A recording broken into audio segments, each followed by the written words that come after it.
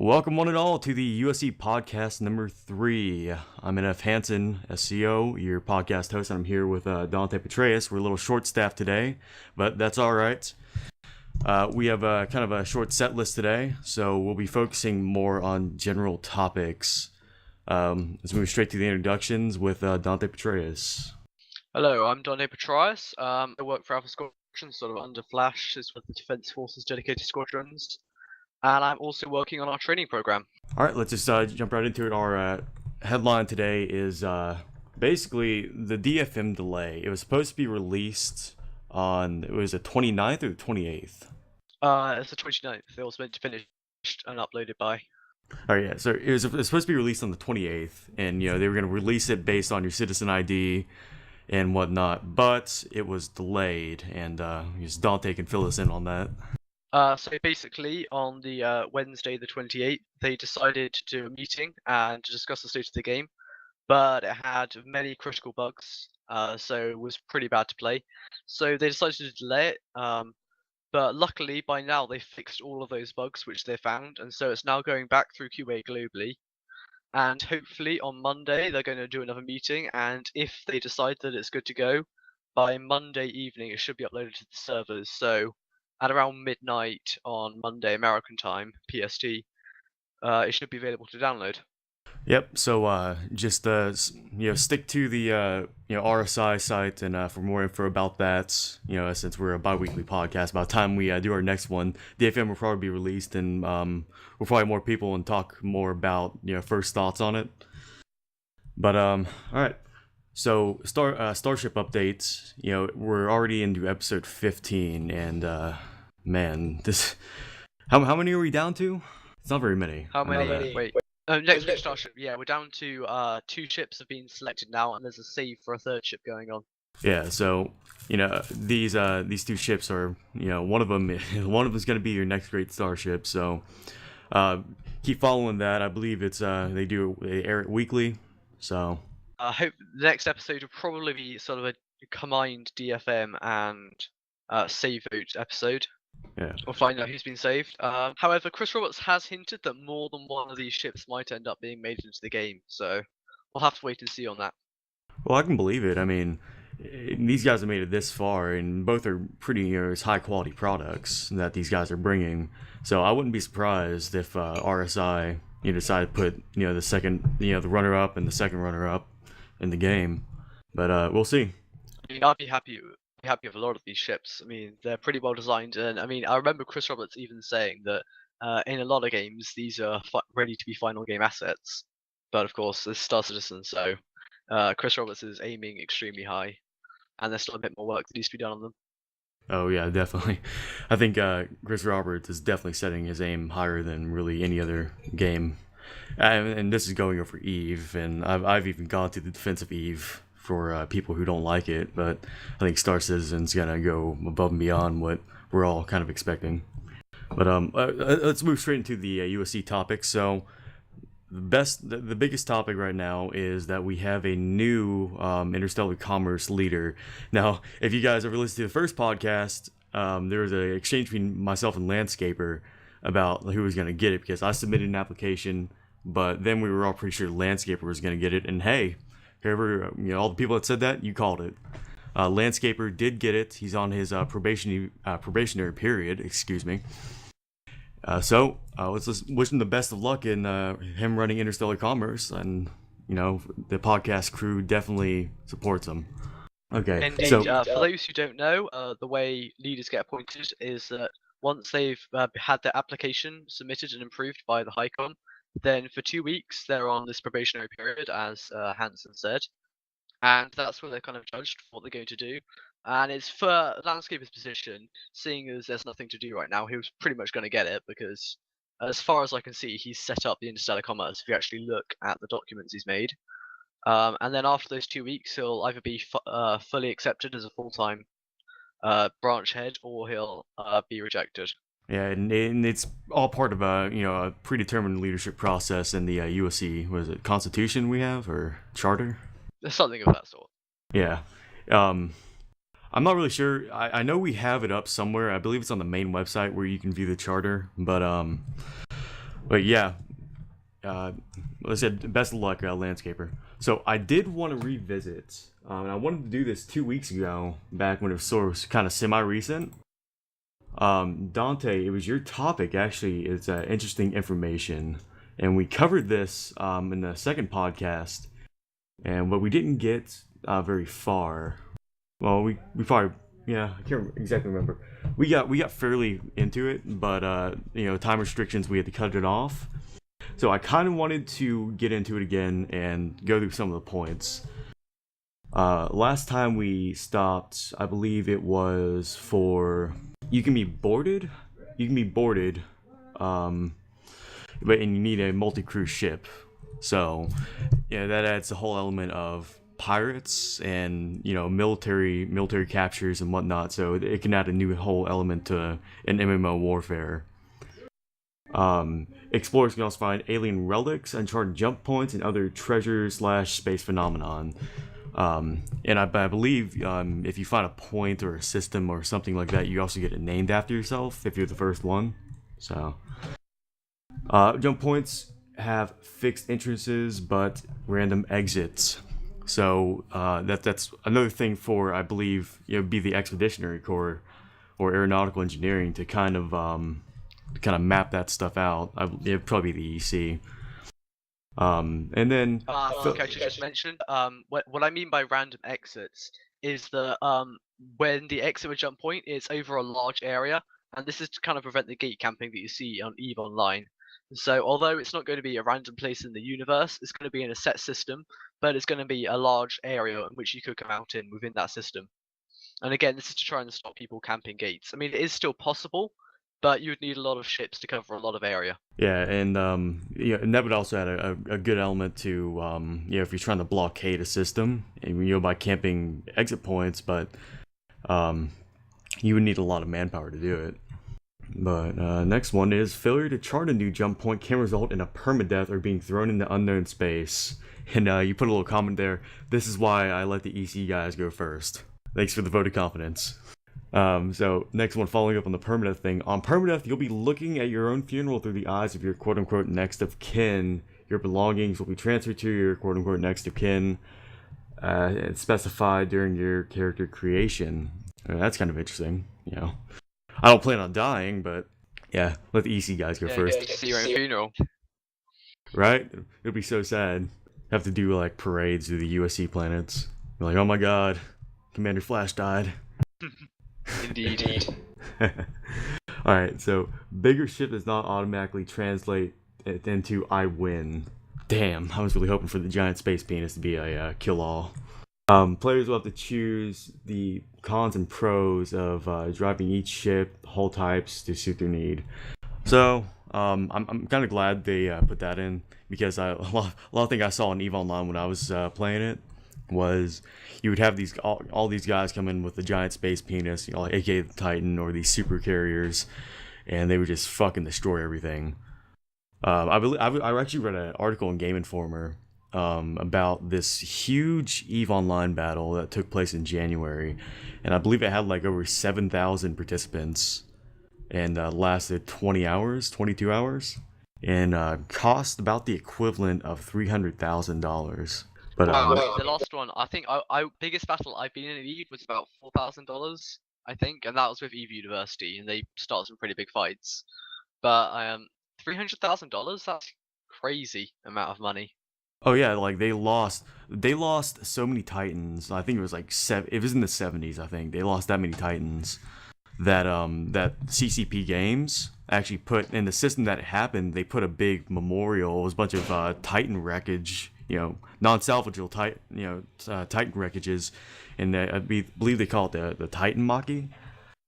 You can search it up on the internet. It was like the battle of RB some system out there. It was pretty crucial, and I believe the Russians and some other corp or alliance and coalition basically fought each other. It was like, I believe it was 5,000 people in one system, and then random other battles elsewhere in EVE. People trying to reinforce and getting destroyed by other guys blockading to keep the battle going, and it was pretty amazing to read about it. because they're just the sheer amount. And there's videos on YouTube you can see about bystanders watching it. You just gotta excuse the kind of slow motion, because that's what Eve does when a system gets full. They slow the time down to 10% to prevent lag. But let's get back to Star Citizen. Kind of went off on a tangent there. So mining in first person. So I guess we're gonna have like space engineers all over again, with the use of prospecting tools and mining stations. So yeah, pretty much space engineers. So if you haven't had that game, I'd check it out. Your hangar is your main living space. Oh, that's gonna suck. Let's hope I'm gonna have a mansion or something. The option to rent a penthouse apartment on planet side. Oh, alright, cool. So we need to get a party house, Dante. I agree with you. Yeah, I know. Something I should explain here with regards to hangars, and although this is pretty speculatory, although I think there were some couple of dev quotes on this, but it's by no means confirmed, is the way they're thinking of planning it is so that the cheaper hangars, sort of like the discount and business hangars, there'll be sort of unlimited number of those, and they'll just you'll just have to assume that they're there. Then there'll also be there'll be a limited number of high class like premium hangars. And these premium hangars, which may end up being the deluxe ones, will be far more expensive, and you'll be able to trade them in some kind of real estate market. Alright, so what you're telling me was I should have hopped on the premium hangar bandwagon. Possibly, I don't know. I mean, you probably want to hold on to your starting hangar, though, because those are free of taxes for the rest of your life. Cool. Alright, so there will be massive, large-scale player versus environment events planned by the devs. So, and that's pretty expected, for MMOs to have their developers have events to keep the player base kind of mix it up. EVE Online does it to an extent, even though the majority of the universe is player base, and I keep on going back to EVE Online. I'm sorry, it's a bad habit. Let's see. All right, so if you really hits rock bottom, nice English there, Dante. You can always take a bank loan to get yourself a ship to start over, or you can work your way up as a crewman for other players or NPCs. And you put the comment, I doubt this will affect us once we get communal ships that we will insure. So I'm guessing, once again, back to EVE Online, I'm sorry, but corporations, if for most of you don't know, actually own ships. So like, if you have a Titan, if you're like piloting a Titan for a corp, it's actually the corp ship because it's a corporation asset. But you're just the corporation member that's piloting and crewing the ship. So I guess that's kind of what your comment was going to, Petraeus. Yes, they're going to have organization hangars and personal hangars, and so the USC is planning to have an organization hangar. And we might end up having some kind of ship rental system where you can say, oh, I want to try out, I don't know, that fancy M50 racer or something, and then you pay the IC a certain amount per hour. Yeah. So that'd be an interesting way to get some revenue. I'd feel kind of bad, robbing the shit out of our members for it, but whatever. Alright, so when hiring NPCs, you can see their ratings. The more skilled the NPCs, the more expensive it'll cost. So that's pretty basic there. Players can rate each other after being hired for a job. The employee can rate the employer, and vice versa. This is a real-world equivalent to the NPC reputation system. So we should always try to have a high rating, but I think we will. We got a good corp going on here. All right, so you're gonna have to explain this one here. Oh wait, SCP, is that persistent universe? Yes. All right, you want to go and read that one? Okay, so the PU is currently expected to launch with about 125 systems so far, but we might have more following on from that. There's also going to be one system and this is kind of weird because this came from a moderator post on the RSI forums, but the RSI post said that there was a system only known to subscribers at launch. However, in the stretch goals, it said that this hidden system was only known to backers. So this is a bit confusing, so I'm not really sure what to make of this. But for the time being, it's probably meant to be backer system. I mean, it's not going to be too exclusive of 500,000 backers. I think we're up to that point, right? Well, I saw last I checked, we were in like the 40 millions, but it's getting fucking crazy at this point. Right now we're about 44 million, I think. Yeah, right now we're at 44,400,000 almost, and Jesus. we're at 460,000 people. Man, that's that's crazy for a game that's not even come out yet. I mean, I know I keep saying that, but each 2 weeks that I look at it, it just gets bigger and bigger and bigger, and I don't know. I've never seen anything on that scale. Moving on from my awe and astonishment, real players can drop in mind control. I think Agent Smith. So you might have to explain this one too, Petraeus. Okay, so the way that works, that you can actually, okay, let me start from the beginning here. So if you have a ship, we all know you can hire NPCs for those ships, and so you could be flying around in your constellation with 3 other NPCs. However, if you get attacked, you could ask your friend to take control of one of the NPCs, and he literally just, I mean, it's not like his character teleports there or anything, but he just plays as one of those NPCs who can help you defend the ship. And so this could be pretty useful for getting yourself out of a tight situation. No, I was just gonna say that kind of reminds me of like a kind of like Battlefield 2 Modern Combat, where they had like the hot swap system, where you could you started off as NPC, but at any point you can switch to another NPC and play as him as long as he was like in visual range. It was just like pause the game, like you just warp over there, and now you're him. It was somewhat similar to that system, but on a much bigger scale. Though we don't know if there's going to be any time limits on it or anything, because this could mean that NPCs become an easy way to respawn as such into a battle. Because if you just keep all your NPCs in the back of a ship, you could, even if you die, you could effectively just go into a different NPC. So this is something that they're going to have to balance out. All right, well, thanks for the clarification there. That was kind of confusing me when I was reading that. All right, so you can vote for your NPC politicians, so that'll be interesting. UE citizenship is required to vote. I'm assuming everybody's going to be a UE citizen, though, right? I guess unless you're a felon. Well, that goes for everyone within the United States Confederation, but for the pro orgs, for example, they won't be citizens. Yeah, so I've always wondered, so is the USC, like, at least in-game lore, are we, like, our own government, or are we, like, an actual corp? Like an actual company or just an organization rather than a government. Okay, to explain the law of the USC used to be a company called Fenrir Corporation, and that happened until about the year 2600. I can't remember the exact date. Around that time, during the sort of the time when the United Earth Empire was being incredibly sort of oppressive with the advocacy and everything, we decided to rebel and we took 3-star systems. But for about 100 years, we held those systems, but then eventually they came back, and they took our systems from us. And now we're officially a government, but currently Terra, who are very progressive and like pro-alien, are currently taking us in, and they're currently letting us live in the Terran system. And so they're protecting us. However, we're not on good relations with the rest of the UEE. Technically speaking. All right. So I do have a question. Are we gonna be able to have like sovereign systems like EVE Online does? Do you know about that? Launch, no. Ah, damn. Okay, so as far as ownership at launch, we're going to be able to own asteroids, and we're going to be able to control certain space stations. However, if residual generation happens and they add a lot of star systems, it is possible that we could own systems, but that is something that's coming a long way in the future, rather than at launch. All right, so I guess for the USC, our kind of thing is we got to start land grabbing asteroids and space stations to kind of build up our assets. Then, so we could at least say that, hey, we own this area of space and all the asteroids in it. We are the USC. Yeah.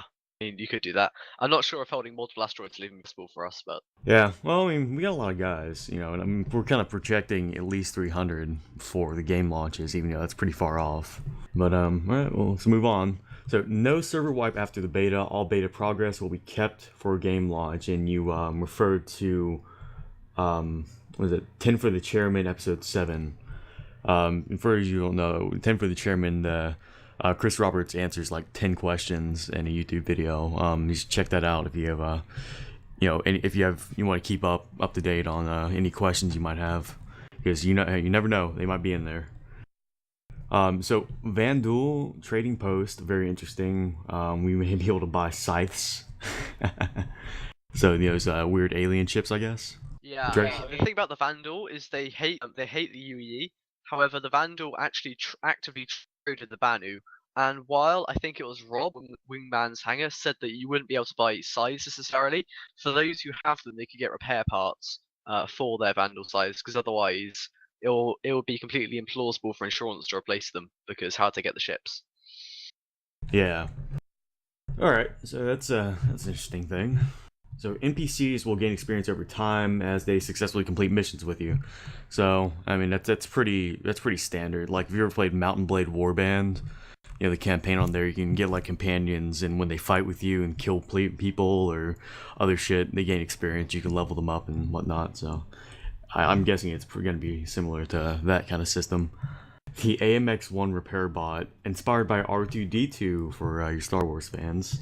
It'll help you fix and repair your ship, and yes, you'll need to take it with you if you want to have repairs done out in space. OB/VB will get free. New members that joined can purchase it. So OB/VB, what's that abbreviation for? Original backers, veteran backers, so back from the original sort of Kickstarter days, or even before that. Alright. I'm not sure what I count as. Yeah, people can purchase from the NPC shops if they're new. The AMX-1 droid can be upgraded rather, to perform additional functions like hacking a computer to open a hatch. So that's pretty interesting, you know, if you want to board a ship or do something. Alright, so some larger ships can reload missiles on mid-flight. Can you kind of clarify that, Petraeus? Yes, so some of the larger ships, like the Idris, for example, there's the one that I'm going to use in question here, is that their missile racks actually can sort of be retracted or have some kind of reloading system, so that potentially you could have far more ammunition than the number of tubes you have. Whereas on ships like the Hornet or the 300 series, the number of missiles is the number of tubes you have. Alright, so there's 3 types of shields that can be revealed: kinetic shield, energy shield, and ramming shield. So I guess kinetic is for ballistic. So, see, we had a similar system in this RPG game I used to play. It's a website I own, but it's kind of gone inactive. And it kind of reminds me of if you've ever played Halo.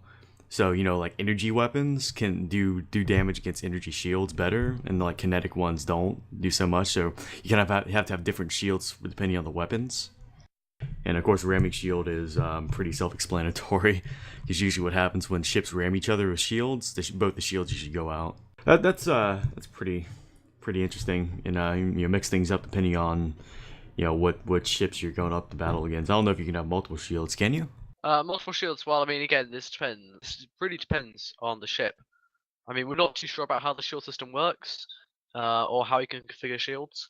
But there's been hints that you'll be able to have shields which only cover certain sectors of your ship, for example. And so you could have someone whose job is to redirect the shields to the direction of incoming fire, or you could have a shield that just covers everything. So we're not really too sure about this. We're not too sure about having multiple shields either. This is really something we're not too sure about. Yeah, so I guess all we can do is speculate at this point. So moving on, this is the last 2, I swear, and we'll cover the rest in a later date. But a skilled pilot should be able to land a Cutlass and an Idris. So that's interesting. A Cutlass is shit. What kind of aircraft is that? That's the pirate sort of all-round turret vessel, which is decent in combat, designed for boarding. It's got the comes standard with tracked beams, distortion cannons, and a boarding collar. Alright, so last one, I swear. Alright. FPS will play like Crysis 2 or 3, with fluid moving in and out of cover, and the option to fire over/around it, but not snapping the cover like Gears of War or Mass Effect. So that's pretty interesting that they're kind of adding the whole Crysis mechanics to it. Actually, what I mean by that is that it's using the same. It's using CryEngine, so I mean naturally it's going to feel somewhat similar to Crysis 3. Yeah. But the mechanics won't necessarily be the same. And as for the fluid, like going around cover, if anyone who's played Battlefield 4, think about the way when you go up to cover, then aim down sights, your guy kind of peers around corner. That's the kind of thing I'm expecting when they said that on the RSI forums. All right, and see, this is the one thing that makes me want to stay in the defense force, is that when we ever get to the point where we're gonna have Marines, I want to train them. I want to train the Marines. Oh, the Marines! I've already taken that role. That's my thing. Yeah, but no, I'm doing Marines. Yeah, no, you trained what space tactics, right? For Trey Dog. Oh, that's for Ogie and Lock On. I'm just the guy who's overseeing the operational document for Track On. Shit. But I should mention that it doesn't really matter what division you're in. That just represents your primary interests.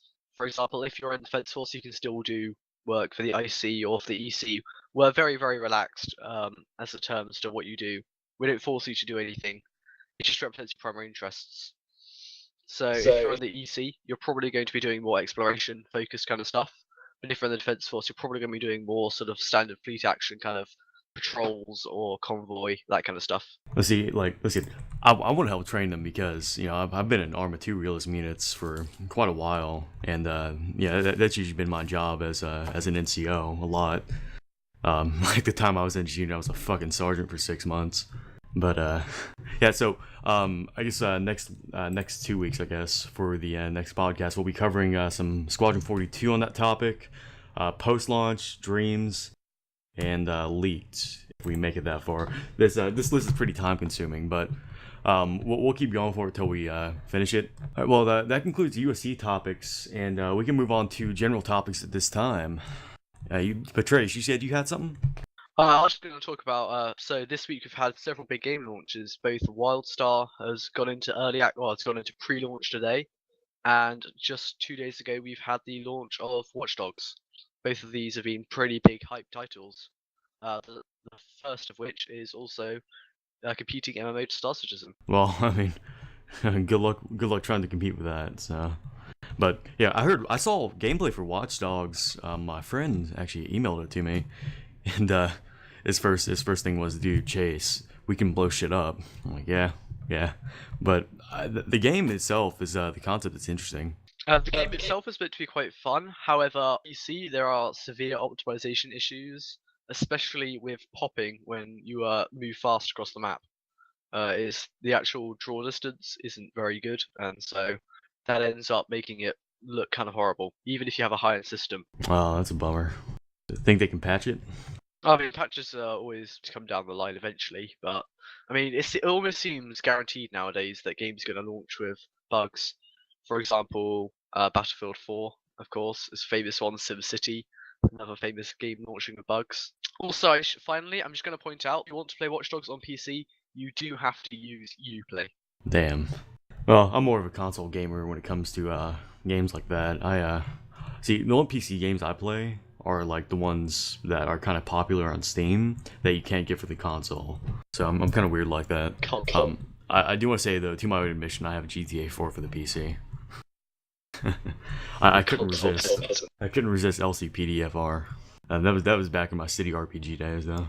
So there's something I want to talk about. Have you heard of solar freaking roadways? Solar roadways? Yeah. Okay. So I keep seeing this a lot on Facebook, and on social media websites too, and it's called solar freaking roadways. Excuse me. And it's basically it's a plan to replace all like the blacktop and other roads in the United States, at least, to actual solar panels that can that draw energy from the sun, and it does all kinds of shit. It has like LED lighting for the lanes, the lines and whatnot. And at first I kept seeing it on Facebook. I'm like, no, that looks stupid. And then I clicked on the link, and it was a video, some dude yelling at me about it. And I found it pretty interesting. They have like an Indiegogo campaign on. It's kind of like Kickstarter, but it's basically Kickstarter.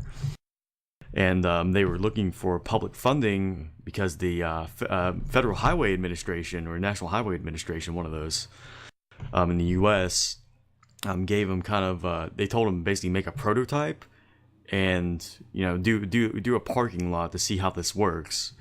So they were asking for $1 million in funding, and I believe last I checked, they were up to $1.5 million. And I believe the campaign either ends today or tomorrow. I can't remember. It was a few days ago. I checked it and had 5 or 6 days left, and had like 30,000 backers. And to me, I think it's a really good idea. It's just hard as hell to implement. I mean, yeah, what I'm going to say about this is it seems like a great idea. It also seems very expensive. I'm just looking at the Indiegogo page now. Currently, there are 40,000 backers, with 1.6 million raised of their $1 million goal, and there are 20 days left of the campaign. 20? Yeah, it finishes on June 20th. Oh. See, last I looked at it, it said 5 or 6 days left. They must have extended it, but I'm kind of excited to see if like that ever goes into implementation, at least on the interstates. Like I said, it'd be hard as hell to do because America has so many fucking roads. We have like a million interstates that stretch all the way across the country. In different webs and shit. It's But the kind of thing which is spread out to small countries first. Like I could see it's a small country like Monaco or something introducing this, but it would take a very long time for something like America to pick it up, or Britain. Well, see, it would take us at least 40 years to like implement it into like the majority of the interstates and other roads. So it would take a long time. But there are a lot of pros to it. Like you don't have to worry about icing, like de-icing or salting the roads, because they have like little heat panels that keep it just above kind of just above freezing, so the snow would melt. 2, it generates power. Like I think they were projecting like, and of course it's all theoretical, but if we all had solar powered roadways, then we would generate like 4 times the amount of energy that America would actually need. So we could like sell off our fucking energy to Canada or Mexico. Probably Canada, because Mexico's poor. One of the biggest issues, though, with the system is that if it took 50 years to implement, by the time that you've implemented it, it could be entirely feasible, but something like fusion power has become feasible. And so by that time, it'll be redundant. Well, I don't think it'd be entirely redundant, because the thing with nuclear power and like fusion power, it's kind of non-renewable in a sense, because theoretically there are only a certain amount of particles in the universe and on planet Earth that we can actually fuse together for energy. But with solar powered roadways, there's always going to be a sun for as long as humanity is going to be around. It's going to be around for billions of years, always providing light to it, and providing an asteroid doesn't come and kill us all. The only thing we have to worry about is humanity surviving till then the sun blows up. Indeed. Yeah, so I'm always for renewable energy. Keep in mind, I'm not some faggoty hippie or some limey Brit. So do you think the UK could probably do something like this? Now, the UK is actually surprisingly behind in terms of green energy, especially compared to most of Europe. Right now, we're currently not building anything, and so we're going to run out of power very soon. Jesus. So, you guys want to join America? Join the winning team? I'm enjoying living with an NHS benefit and with no need to pay back my student loans until I earn the minimum wage. Yeah, but... So not until I earn the minimum wage. No need to pay back the student loans until I'm earning over the national average. And if it takes more than 30 years or I emigrate, don't need to pay it back either. So Jesus. Hey, so damn it. So what's the minimum wage out in Britain? it's around 23. A minimum wage, sorry, it's about £11,000, £12,000, I think, a year, which roughly equates to about $19,000 a year. Shit, that's better than American minimum wage. I think American minimum wage is like $7.25 an hour, and with a 40-hour work week, you're only pulling in maybe 14 grand.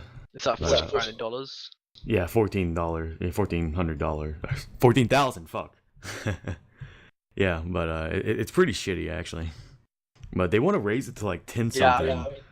And I think that would cause a lot of problems. Well, we're going to speak on 2 points here. First of all, I mean, that's barely higher than what in Britain. That's barely higher than the benefits you get from not working in Britain.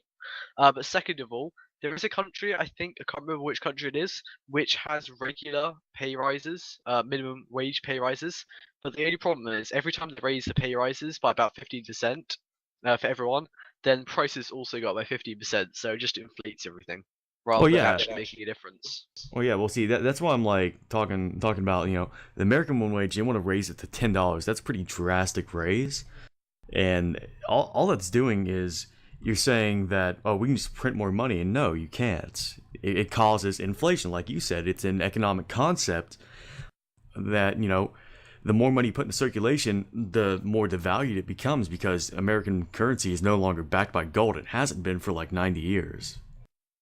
So really, in a sense, unless a currency is backed up by like metal, like a rare metal like silver or gold, I'm not sure if Britain has something like that, like a gold standard, but like paper currency is fucking worthless. In reality, the only value it has is the value we give to it. So I always found that interesting that we have something like that. I think most of our gold got sold off under last Prime Minister Gordon Brown. Yeah, shit. We've been in a fucking recession out here. I don't know if we're still in it. But from my point of view, we are. But yeah, that's it's one of those things that kind of annoys me. They're like, oh, we can just print more money. I'm like, no, you can't. So quit doing it. Like it's bad enough.